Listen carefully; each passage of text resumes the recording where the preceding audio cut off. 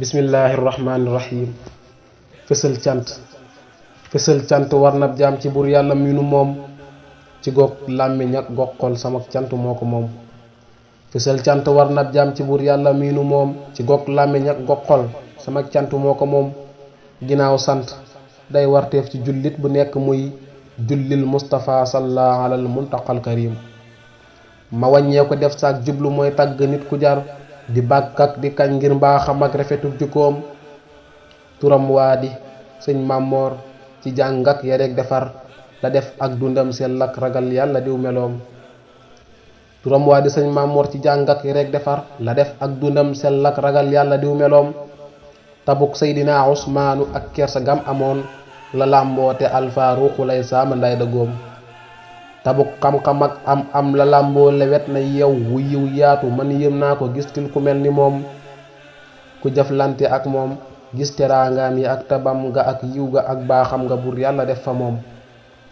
ku sàkkoo am ak luy xam lu ñooyam ku ñëw fa moom mu duy say bagaan doonul ku diib kuy téye du yoom. wérug jàngaleem leerug sawinam fasaaxatoom barek xam-xamam fu mu jekki xam-xam waney soloom. wérug jàngaleem leerug sawinam fasaaxatoom barek xam-xamam fu mu jekki xam-xam waney soloom. ku dee faadi xeeñ kàng fóore sëñ Mooru Njaay ngi woyof gaa waral xam-xam ba sax doo ko foog ci moom. ko jóg përi njaay siggal nga njaayeen ci diine ji sawaar set na kaar taar kàlla jar ngaa kañ ak dirim.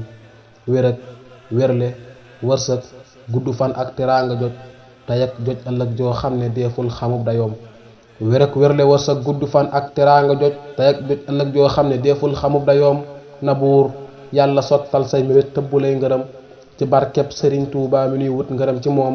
ma yeesal sama cant ak sama julli ñeel Yonent salaatan wa tasliman ala al mustafa al karim ma al ali wal ashaabi ma kulli muslimin fi leeg donga daari sukk janlog wetug aloom. ma yeesal sama cant ak sama julli ñeel Yonent salaatan wa tasliman ala al mustafa al karim ma al ali wal ashaabi ma kulli muslimin fi leeg donga daari sukk janlog wetug aloom fi leeg donga daari sukk janlog wetug aloom.